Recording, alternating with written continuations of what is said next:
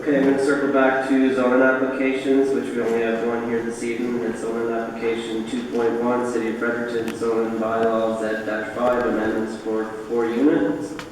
Zoning bylaw amendments to allow 4-unit dwellings. Could I have staff report, please? Thank you, Mr. Chairman. Amendments to the zoning bylaw are being proposed to allow up to 4 dwelling units on a lot on all low-rise residential properties citywide. The proposal is one of a number of zoning amendments to be brought forward in response to the affordable housing strategy and federal government incentives for zoning reform aimed at helping to ease the housing crisis, namely the Housing Accelerator Fund and the Canada Housing Infrastructure Fund. In order to receive funding under these programs, zoning bylaw amendments allowing 4 dwelling units on a lot are required. The proposal represents a balanced and cautious approach in response to allowing 4 units and meeting the funding obligations to the federal government. The amendments focus on combinations of secondary dwelling units, or SDUs, as opposed to allowing new 4-unit buildings to locate anywhere in an established neighborhood. That scenario would have greater impacts on streetscape, on parking, and on the neighbors compared to a house with 3 secondary dwelling units. Achieving the required density solely through SDUs will help to preserve the streetscape and character of established neighborhoods by incrementally adding dwelling units in a less intrusive way. So I'll go over the main aspects of the amendment, starting with zoning, where some zones will be combined for more flexibility and less redundancy. So the R1, the R1N, and the R2 zones will combine to form a new R1 zone. Similarly, TP2 and TP3 zones will combine to form a new TP2 zone. The R3, R4, and R5 zones, as well as the TP4 and 6, will continue to allow for the new 4-unit buildings and townhouses. All of those zones will be amended similar to what's shown on the screen, which will allow up to 3 SDUs on a lot, but that will be based on meeting a minimum lot area and frontage standard. So you'll be able to have a variety of different SDU types on a lot, but only one will be permitted in the backyard in a separate building. So here are some examples of the different SDU types. On the upper left, you have your house with the 3 different SDUs, the garden apartment in the back, you have an accessory apartment as an addition to the house, and a basement apartment. The upper right, you have 2 accessory apartments, one inside the house, one as an addition, and a garden apartment in the back. And if your house is big enough, in the lower left, you can have 2 basement apartments as well. The lower right image shows only 2 SDUs because there's only space enough in the driveway for 2 vehicles. So this slide shows some examples of the 2 and 3-unit main buildings. So the upper left is a semi-detached example with 2 basement apartments on either side. Another semi-detached in the upper right showing a basement apartment and a garden apartment. And a duplex in the lower left with an addition containing 2 accessory apartments. Where you have a 3-unit building, you only get 1 SDU in that situation. So we're also adding a 4th type of SDU called the garage apartment, and that's the unit over a detached garage. Tied to this will be a number of development standards similar to what we have with the garden apartment currently. But in this case, privacy and overlooking concerns become even more important because of the 2nd story, as does the overall height and massing. The development standards for garage apartments will include requirements to help address the privacy issue. The intent is to make sure any upper-level openings are either far enough away from the nearest property lines or configured in a way to help reduce overlooking. The height and floor area standards will be geared to reducing the massing of the upper level, so it doesn't appear as a full 2nd story. The intent is to integrate the upper unit into the roof form as much as possible. So what we want to avoid is the full 2-story box look, the roof on top, and that's the image on the left. For a flat or low-pitched roof, the upper level will be slightly smaller, like shown in the middle image. And for a regular roof pitch, the sidewalls will have to be reduced enough to bring down the peak of the roof to meet the maximum height requirement. And the image on the right is an example of that. So in order to make this all work, more flexibility is needed in parking rules, specifically for SDUs. This includes where parking can be located and how it can be laid out. So here are some examples of different parking layouts which illustrate some of the main changes being proposed. And that includes allowing tandem parking, allowing parking in the required front yard, up to 2 vehicles as long as they're on a driveway, and allowing some encroachment for 1 parking space into the rear yard where it serves a garden or garage apartment. So right now, none of those things are permitted under current parking rules. We're also reducing driveway and parking aisle widths for all 4-unit development, not just SDUs, for more flexibility. And we're reducing the number of required parking spaces for new 4-unit buildings and townhouses. So the last part is the public engagement component, which included the Engage Fredericton website and 2 public open houses. Overall, the majority of comments received were opposed to the proposal and included concerns over changing the character of neighborhoods that people originally bought into, that this would only benefit developers and absentee landlords, and impacts on privacy, more parking, and lack of enforcement. So in response, staff have made a number of recent changes to the proposed amendments, including requiring the owner to reside on the lot when more than 1 SDU is initially being proposed to be developed on a property. Deleting a rule that would have allowed a portion of the driveway to be located in front of the house where there is no front attached garage. Reducing the minimum lot frontage required for SDUs in the town plat zones to recognize the existing narrow lotting pattern in this area of the city. And gearing recent building inspection hires to help prioritize and enhance enforcement and compliance procedures specifically pertaining to SDUs moving forward. So in summary, staff feel the proposed amendments respond to the direction outlined in the Affordable Housing Strategy and the federal funding programs, and should provide a reasonable balance between allowing the flexibility for 4 units on a lot and integrating them gently in neighborhoods. Mr. Chairman? Thanks, Tony. Any questions for staff from the committee?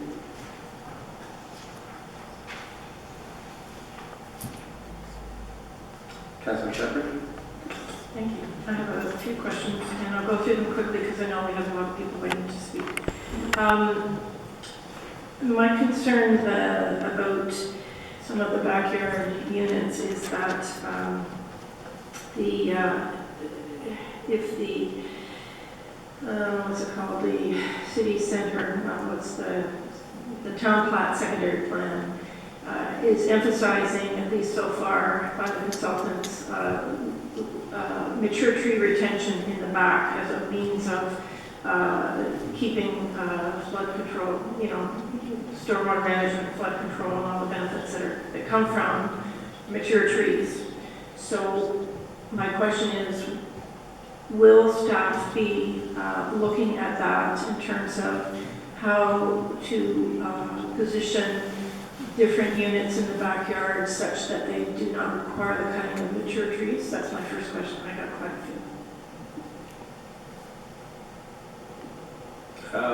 few. Yeah, through the chair, yes, we would. We would look at individual situations, case-by-case basis, trying to integrate where a garden apartment or garage apartment would best fit. Keep in mind there's still a requirement to meet the minimum lot coverage requirement or the maximum lot coverage requirement, which comes into play. So it's basically a balance between meeting those development rules and integrating them where they make most sense in a backyard. Thank you very much. If you could go back to the slide that I read it and I thought, oh, that is a bit not what it means. If you could go back to your second last slide.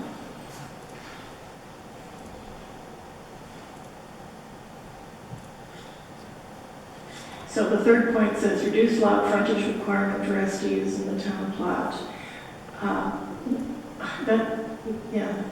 To me, that should read that the lower lot frontage will mean that there will be a lower number of secondary dwelling units permitted.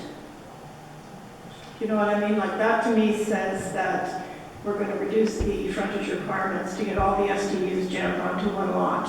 But what it actually means, as I understand it, is that the smaller the lot, the fewer SDUs will be permitted. Is that correct? Yeah, so the reason we chose to reduce the lot frontages in the town plot zones is to recognize the existing logging pattern that's there, which is much narrower and much deeper. So in essence, the same lot area requirement will still be applied to the town plot zones, but we're just recognizing the fact that they're just narrower lots. So they're not getting any more density than any other part of the city as far as lot area goes. We're just, recognizing the fact that they're narrower to begin with. Okay, but my question is still, if you have a smaller lot, you don't automatically get to have 4 units in total. Is that not correct? I believe that was something I discussed with Director Forrest. In generally speaking, anywhere in the city, if you have a smaller lot, yes, you would be relegated to less units depending on what those numbers are. But in the town plat, the lots are narrower and much deeper, so you end up having the same, if not more, lot area in many situations than you would on a lot in the suburbs with a greater lot frontage. And so we didn't want to penalize that situation because they're still providing 2, 3 secondary dwelling units on a lot that has oftentimes equal or more lot area than a lot in the suburbs.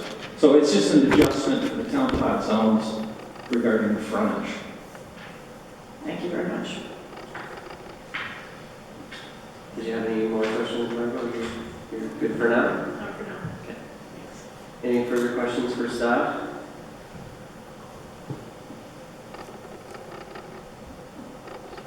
Julie? Through the chair. Tony, I wonder if you could provide an example or two about what you mean by gentle integration into the neighborhoods. Yeah, through the chair. That sort of is a reference to the different options that are possible with allowing 4 units on a lot or anywhere in the neighborhood. You could do it as a number of municipalities have done it already by allowing the full 4-plex or a full 4-unit, a new 4-unit building to locate anywhere in a neighborhood, which would have much greater impacts on streetscape, on neighborhood character, on parking, because the units are likely going to have more bedrooms, be larger. So greater potential impact on neighbors, on neighborhood character, than would a situation where you have a house and you're adding incrementally to it, adding SDUs to that house, right? So it's just, you're achieving the same sort of density in essence, but you're doing it in a gentler way.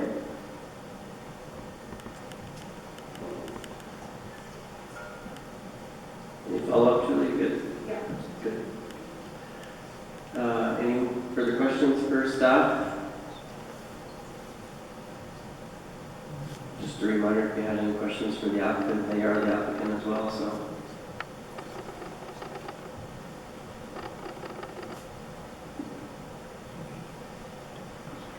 Okay. With that, if there's anybody else who would like to speak on this application, I'll I'll bring that item up now. So we do have folks online, and we do have a number of people here in council chambers, so maybe I'll start with going through any folks who live in council chambers here this evening, if they would like to speak on the application, and add any comments they may have this evening. So who would like to speak on this? Come on up. If we could get your name for the record, you'll have our attention for your comments. My name is Pam Doak. Dear members of the Planning Advisory Committee, I'd like to thank you for the opportunity to speak about the proposed changes that would allow up to 4 dwelling units on fully serviced residential properties. While I fully support the goal of increasing affordable housing in Fredericton, I have several concerns about how these changes could impact our community and the character of our neighborhood. The risks of blanket zoning changes and increased financial burden. Applying the same zoning rules across the entire city without considering the unique characteristics of each neighborhood could have significant negative consequences. This approach risks disrupting quiet residential nature of many areas, which residents have chosen for a reason. Changing the zoning could lower property values and affect people's investments. Additionally, adding extra units to properties will increase their value, which will lead to higher property taxes. For some property owners, especially those with non-occupied properties, this could create a heavy financial burden. Higher taxes could also make it more difficult for residents to sell their properties, particularly if financing cannot be secured due to the increased tax liability with regard to debt ratio. Furthermore, the increased tax burden, especially the non-owner occupied tax, will be passed on to tenants, further increasing rent costs and straining housing affordability. This could make it even harder for people to find affordable housing in our city. The impact on property investments and community character. Many of us have invested in homes because of the peaceful established neighborhoods. Introducing higher density developments without considering the specific area could change the entire feel of these neighborhoods. Homeowners could see a decrease in property values, and this could make it harder for them to sell their homes. The character of these areas could shift from family-friendly to a more transient area, which could affect the sense of community that we all cherish. The importance of protecting homeowners' investments. As a developer, I also want to mention restrictive covenants, which are legal agreements that protect the character of our neighborhoods. These covenants are not controlled by the municipality. Therefore, blanket zoning changes could create legal conflicts for developers and homeowners who have purchased properties with these covenants in place. If the zoning changes contradict these covenants, it could lead to legal disputes, additional costs, and unintended consequences for residents and developers. Will the city be protecting developers with regards to any existing or restrictive covenants that residents agreed to when they bought into these particular neighborhoods? This is a key concern, as the covenants were part of the reason people chose to invest in certain areas. The need for community awareness and involvement. Many residents are not aware of these proposed zoning changes, and it is crucial that we ensure community consultation before moving forward. People need to have their voice and their concerns shared on how these changes might impact their homes. A more inclusive approach will help avoid disrupting the very fabric of our communities. Exploring other ways to increase housing. While I absolutely support creative and affordable housing options, I do believe we can achieve this without implementing blanket zoning changes. We could look at rezoning specific areas where higher density housing is more appropriate, while still preserving the feel of existing residential neighborhoods. This way we can increase housing availability sensitively and strategically, which also protects homeowners' rights and their investments. Lessons learned from other cities. Cities like Calgary made similar blanket zoning changes which resulted in strong opposition from the residents. Over 60% of residents oppose the changes, showing that blanket zoning doesn't always align with community needs. It is critical that we find a balance between increased housing and preserving the character of the neighborhoods where people have invested. The need for tax reform and relief. It is also important to consider the broader issue of tax fairness. For example, homeless shelters and housing for vulnerable people are paying property taxes, which seems counterproductive to the goal of providing affordable housing.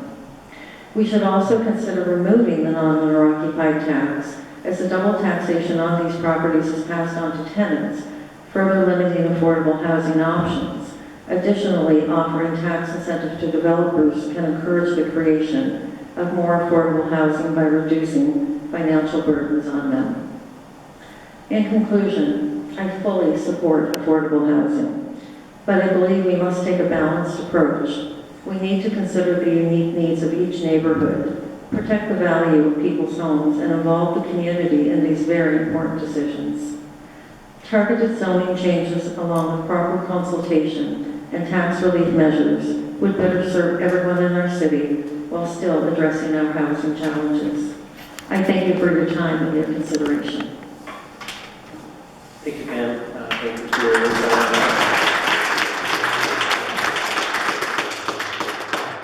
Before I let you go this evening, is there any questions from the committee for the presenter?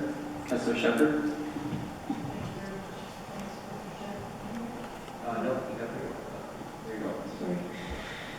So I'm interested in the restrictive covenants that are referenced, and perhaps, Ms. Doak, if you don't mind, just giving us an example of what those do and where they are applied.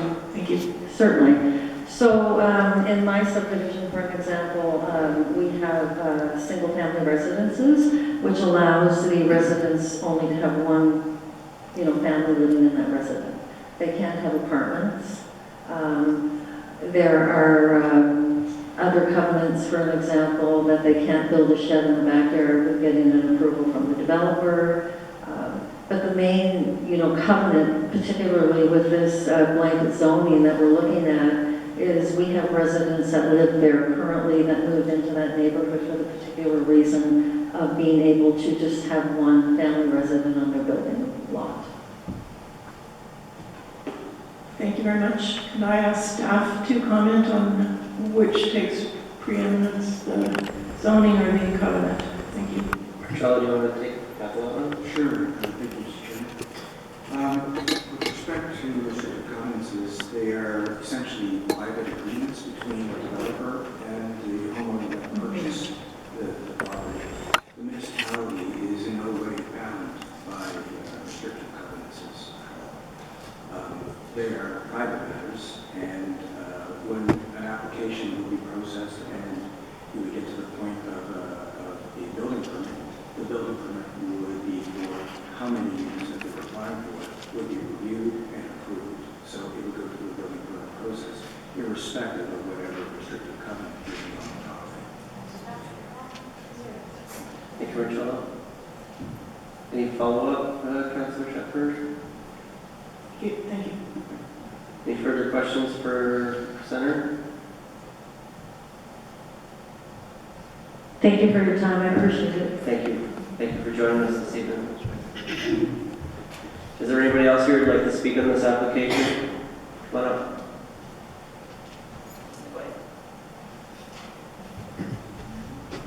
If we could get your name for the record, we'll give you the Hi, floor. my name is Kathy Clegg, and I live in College Hill on Hanson Street. And some of you will already know me because I've served on city council for a while and I've been active in matters dealing with College Hill. Mr. Chairman, committee members, and staff members, and fellow citizens, thank you for giving me this opportunity this evening.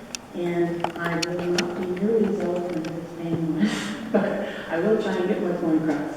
I have lived in College Hill for 40 years plus, so I have a great deal of experience with that particular area and the zoning issues, et cetera, and development issues. I wanted to give a short overview of the situation and as it has been and has developed. College Hill was originally an affordable housing area built for veterans, and for many years that was fine, and that was great.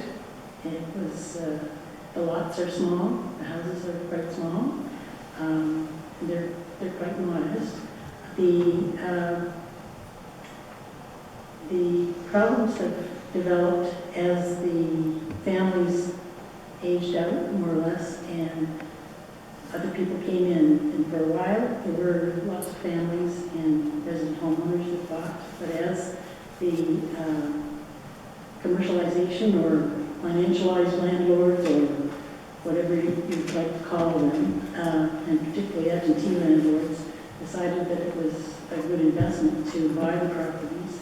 And due to problems with the definition of family in the zoning, single-family residence zoning, there's a difficulty in separating sort of commercial operations, rental operations versus resident homeowners. Anyway, that's part of the situation that's developed. And over the years, it's not been a natural evolution of sort of turnover to families. It's developed into a complete takeover, almost, by the neighborhood, by the landlords and commercial for-profit rentals. The problem has been sort of magnified for a number of reasons, not only with the problem of being able to buy an affordable house because the properties are now assessed at the same rate as a commercial rental, which is in some cases almost 50 to 100% more than it would be if it was sold as a family residence. And I guess most of you know how the assessments are done. They're based on market value, and that's what we're having to deal with. So I'd like to just mention a couple of problems that have been ongoing for quite a while. One is the assessment of properties by market value, and with this big increase in prices that people are getting for houses, that has meant that the assessment for families that live there is also up, even if they don't have rentals. And so we're probably paying at least $50,000 more than what the rate would be if it wasn't in College Hill, where we have this particular situation. So,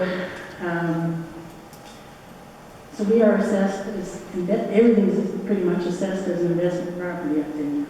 So that is a problem. And the federal government, and the provincial government, and the municipal government are all sort of playing a part in this situation that we have to deal with. What has happened is that the resident homeowners are having to pay a lot more for taxes. And pardon? Sorry? We're just getting some background from someone online. Okay. Sorry about that. All right, so the situation is aggravated because the absentee landlords or the landlords, the commercial operations, rentals, are, when they're treated one way under property tax, but under income tax, they are treated differently than the resident property owners are, and that they, because they're commercial rentals, they write off the cost of the property tax and the power and the maintenance and repair and insurance, all the costs, expenses go with that. That is an issue of fairness and taxation, but it also spills over into the whole situation of what happens in the neighborhood. And in the neighborhood, we've seen a tremendous change over the last 20 or 30 years. And it's been more or less taken over by commercial rentals. So there is this, it's not a unique situation in that on the national, here in the last week or so, there was an article about the financialized landlords. That is, these are for-profit entities, and they treat it like an investment, and it is strictly for profit. That is never going to be, in my experience and my opinion, is never going to be a situation which is going to provide affordable housing. In my opinion, the affordable aspect of housing will have to be provided by a non-profit entity or situation through public housing or Habitat for Humanity or whatever, some other kind of development. And I do appreciate the comments. We really do need to look at creative solutions, and we do need to bring pressure to bear on the province and the federal government, the CMHC people, about actually getting back to the affordability aspect and supporting affordable housing for people.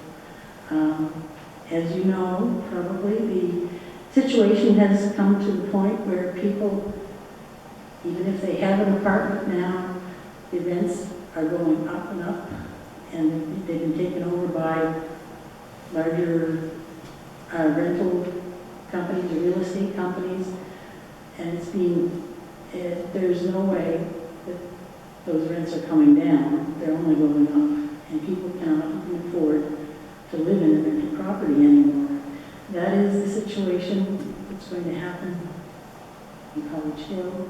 It has already happened, and it will happen sooner or later if this particular thing, proposal goes ahead, because there is such a financial incentive for the for-profit parties to take over these properties, and they're not going to give, they're not interested in providing affordable rent. That's not really how it goes. And the incentives that have been provided in a lot of cases to the realty companies or the apartment developers, and some to have some units in their apartment buildings for people that have also have got some support from CMHC. It basically perpetuates the entire situation, which we're seeing unfold in front of us in College Hill. I'd just turn now to the for-profit rentals. The landlords are looking to buy. It's cheaper to buy an existing building or property than to build new, and it's also cheaper to buy properties that have lower than market rentals, and that's what's happened here in Canada and in Fredericton. A lot of the existing buildings have been bought up, and the affordable rents are lower. They're not going to continue. And people can't afford to rent. And pretty soon they're not going to be able to afford to buy either, if they have to pay as if they're an investment property. So that's part of the situation that we have, or the problems sort of that haven't been overcome. This has had an incredible impact on affordable housing, but it's had an incredible impact on our neighborhood. And it will have the same similar effect on the entire part of Fredericton if this sort of thing goes through. And it will happen without us having any opportunity to have a review or consultation on any of the developments, because this will be as of right approval, regardless of it needed as the meeting of the gentle zoning, which I'm sorry, I don't feel very kindly to that particular term.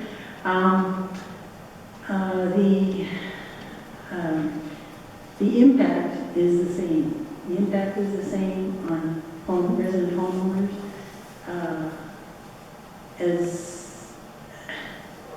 and then taking away the right to actually have some input into the decision-making and development in your neighborhood and impact on your properties. And having to suffer increased costs because of all of that is just not acceptable in my opinion. I have some other comments too. In terms of affordability, CMHC and NE Housing have really fallen off in terms of their public housing efforts in the past 30 to 40 years.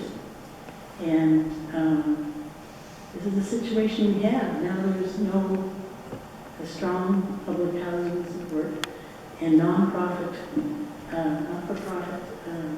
housing facilities available to people. So I'm not too happy about that situation. It's adding to a situation that's already a concern. So I think we really need to take a look at the impact on affordability of this proposal in the short term and the long term, and in terms of what it means not only to the owners but to the city, the neighborhoods, which are real living things. We are part of neighborhoods, and these neighborhoods have been greatly harmed by this particular situation. The zoning problem is related to this. I think I mentioned this before, the single-family residence definition. There have been, in terms of what has happened recently since the municipal plan has been updated, the Municipalities Act was updated and the municipal plan was updated, we no longer refer to our College Hill neighborhood plan or the other neighborhoods as neighborhood plans. They're now secondary plans, and it seems very clear that the council appears to be taking a very prescriptive and top-down approach to this, and now being proposed that we will not have any access to consultation or input on this particular proposal. And I believe it also addresses concerns I have about the way that the strategies are developed, whether it's housing strategies, etc. Housing is it's part of an overall situation. It should be dealing with the impacts, direct and indirect, that are happening to people and the existing situation. And I think at some point you'll need to decide what you want to do about affordability. But I'm afraid if you pursue this particular path, that, as Nancy Bauer said, it will be irreversible, and there will be some very dire consequences for the city and the homeowners and the affordable housing in the city. I think it's really important that we should be looking at the envisioned future. Where will this take us? And not only that, but in terms of the rights of citizens and the rights of property owners, there is a duty of care and due diligence to actually consider these implications and what these impacts will mean into the future. I'm not sure what the purpose is. If it's just density, that's not something that does not consider the impacts that are going to have an effect on us, and where will it take us. And even if we do make the frontage look better and we try and do various other things to make it gentler or fit in with a neighborhood better, the character, it is not going to get us to, we will have lost a lot.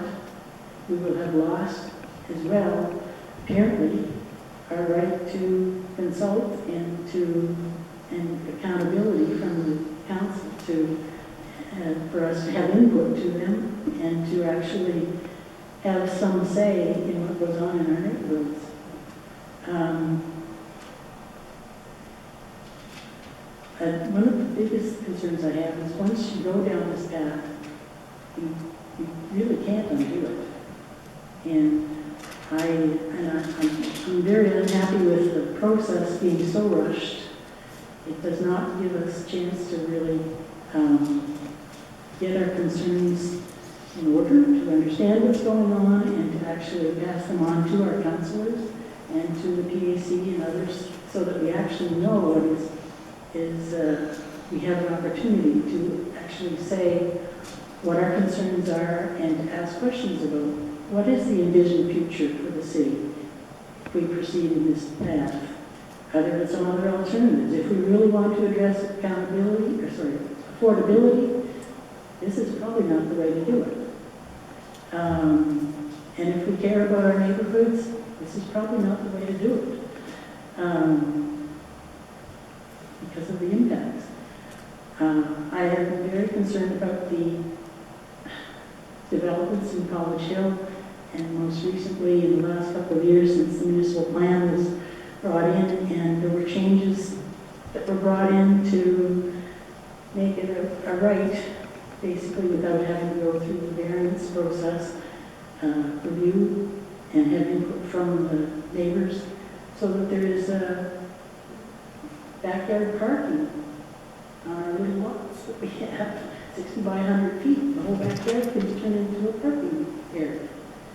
And that brings me to, concerns about parking. I think that basically parking should be considered as part of the lot coverage because it is using up the space that we have. If the provisions are parking basically controls everything that we have in terms of what we do in our neighborhoods and what we do with our land use. So one of the only ways that we had control over the density and the landlord issues was actually having control over the parking. But with the opening up of the backyards to parking, there's just we're turned into little apartment buildings with a parking lot in the back. Anyway, and there's nothing to stop it from going that way because of, as I mentioned, the profit side of it and the assessments and taxation issues, as well as the zoning issues. We have no protection against sort of being shaded out by the developments in our neighboring properties, abutting properties. We have no place to put a garden. I did want to, I'm almost wrapping. Yeah, if we could just appreciate it, if you could Okay. just close things up. I do think that we have a right to enjoyment of our property, and these things are definitely affecting that. I am concerned about the process, and if we're really dealing with affordability, I think we'll have to look at some other ways to deal with it. I am concerned about the governance and the way the process is being done, because it's not, it's being rushed through, and the impacts are not being considered in full.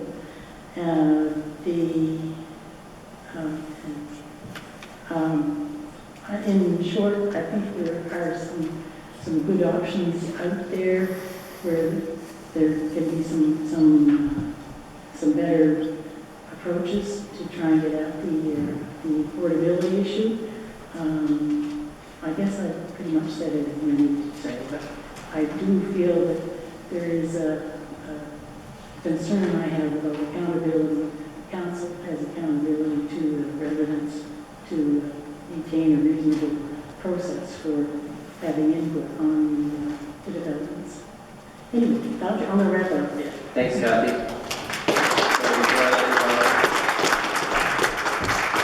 We just hold on the applause, folks, so I can appreciate the knowledge and the insightfulness of all the presenters here this evening. It's been very informative, and the comments are duly noted, so just if we can just hold the applause for every presenter, just so we can go through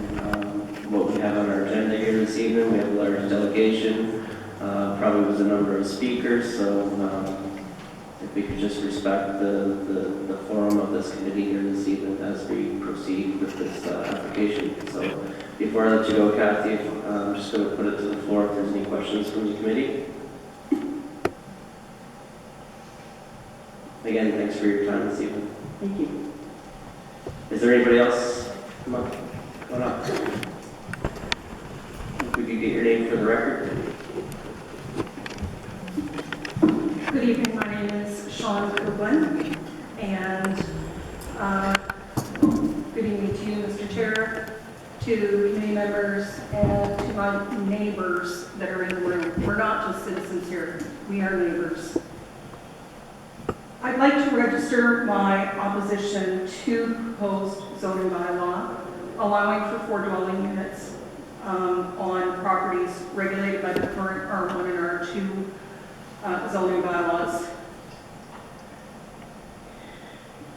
If a landowner makes application to the Planning Advisory Committee, the City of Fredericton is obligated under the Community Planning Act to provide directed written notice of the zoning request to all landowners within 100 meters of the subject property. The city has determined that it is not under the same obligation as it would be if a single citizen wanted to alter a single property today. This is not an administrative tweak of the zoning bylaw. This is a major change, and according to representatives of the planning department that I spoke to at one of the open houses, this application impacts over 20,000 landowners.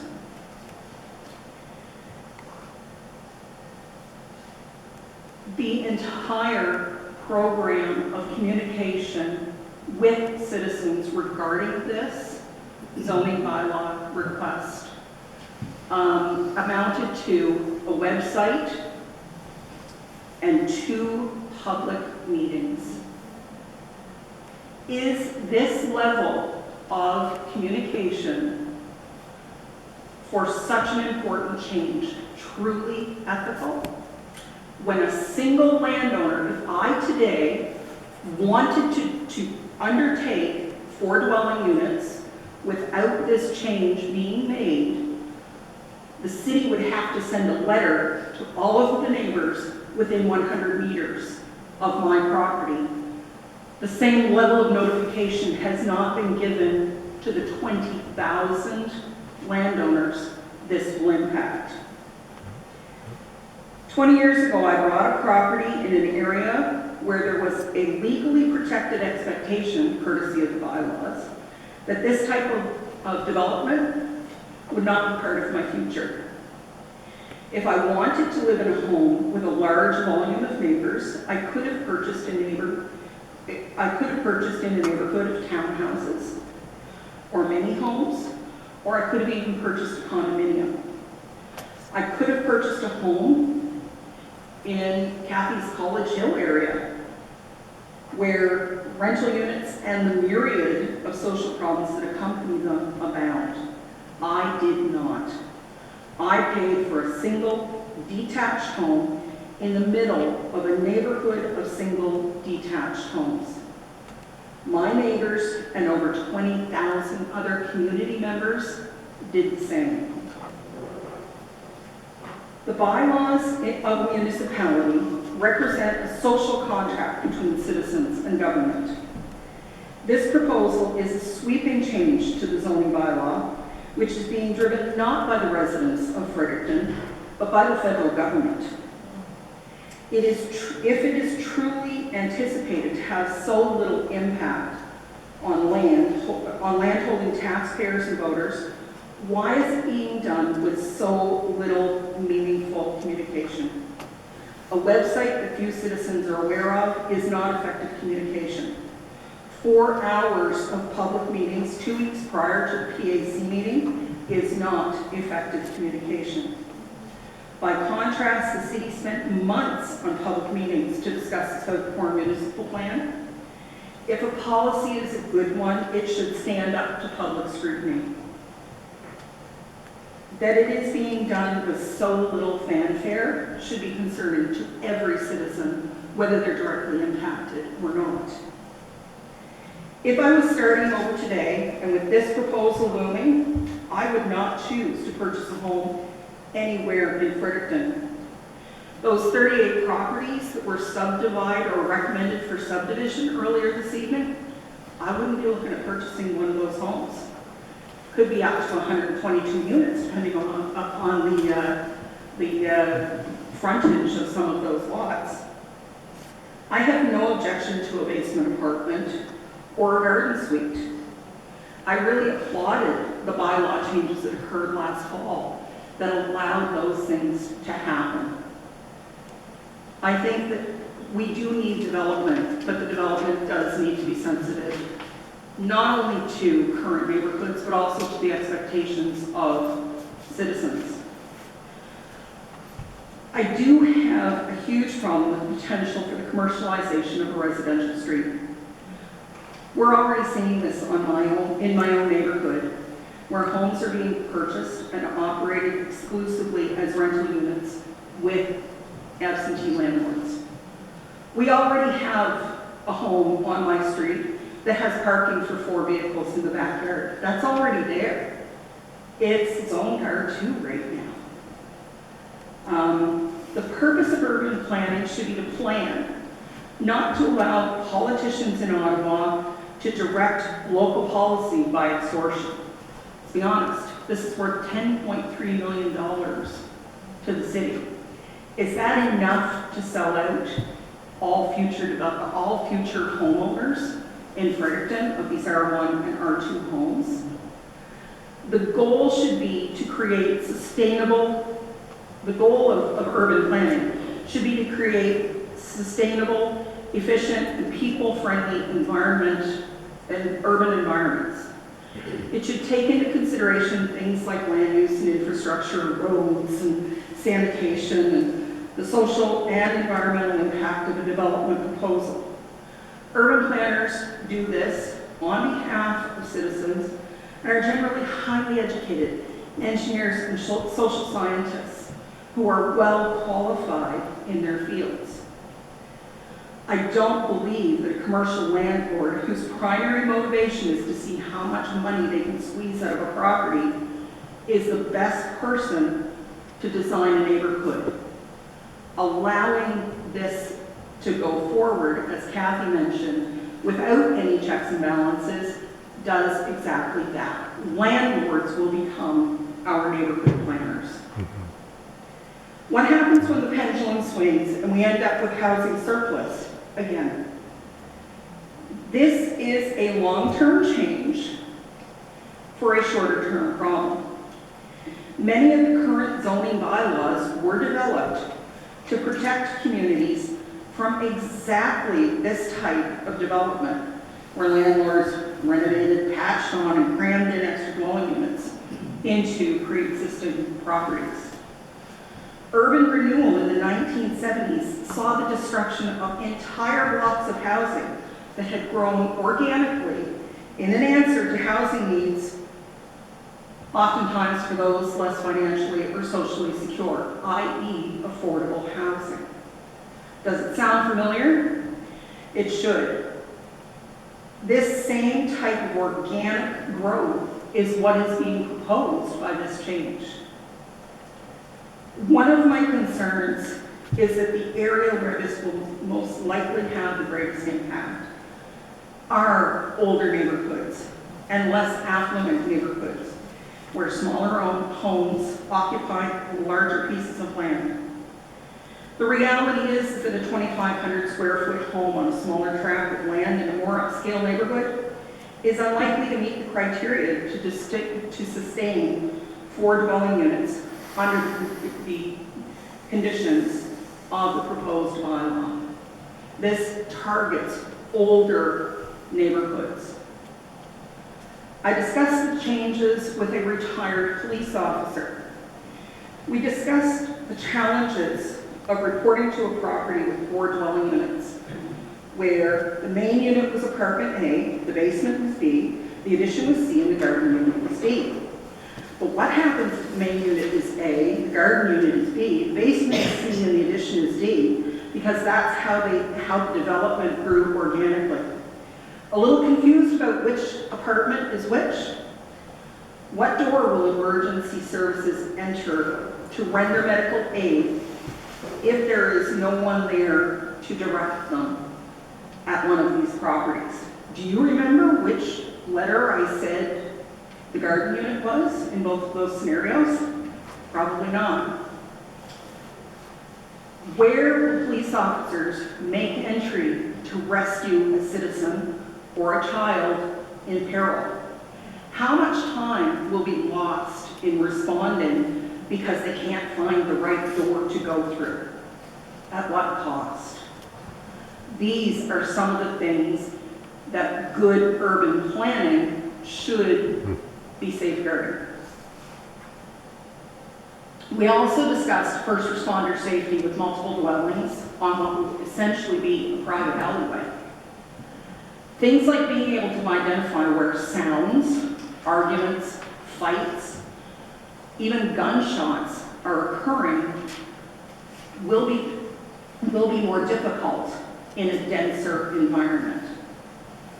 Approaching the back of a dwelling, going down that long driveway with multiple doorways to the addition and the back door and the garden suite will leave officers more vulnerable.